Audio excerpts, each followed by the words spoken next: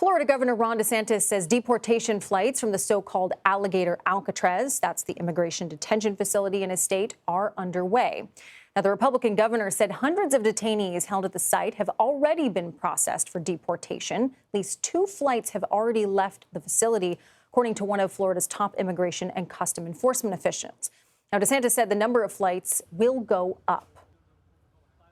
The whole purpose is to make this be a place that can facilitate increased frequency and numbers of deportations of illegal aliens.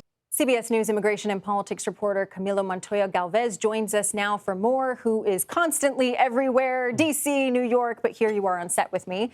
So I want to start off. How many undocumented immigrants are held at Alligator Alcatraz, and how many of them have been deported thus far? Well, Kelly, right now, the facility in the Everglades is designed to hold about 2,000 detainees who are awaiting deportation because they are suspected of being in the country illegally.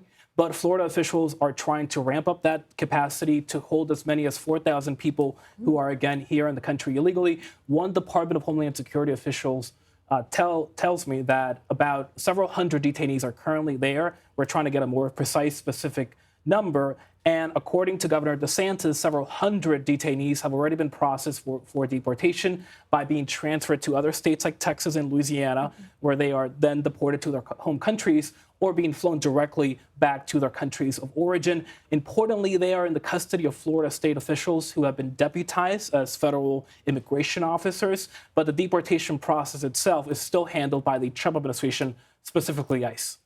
And you know me, I cover business, so of course I have to ask about the financials of it all. Who's paying for this? Is it the state of Florida? Is it the federal government?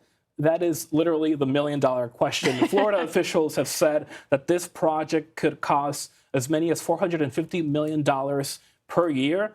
Initially, the Department of Homeland Security said it would partially fund the project, but so far, Florida officials have covered the costs entirely. However, just today, FEMA at the Department of Homeland Security posted a notice online saying that it has created a new program for states and local governments who are helping the administration's immigration efforts by detaining people awaiting custody to be reimbursed for those costs. And so now Florida and other states and other localities have until the second week of August to apply for those federal grants. So, okay, so it sounds like the state right now, but in the future, they could get reimbursed based on this new program. And the Trump administration has said as much, that they will try to reimburse Florida for this effort.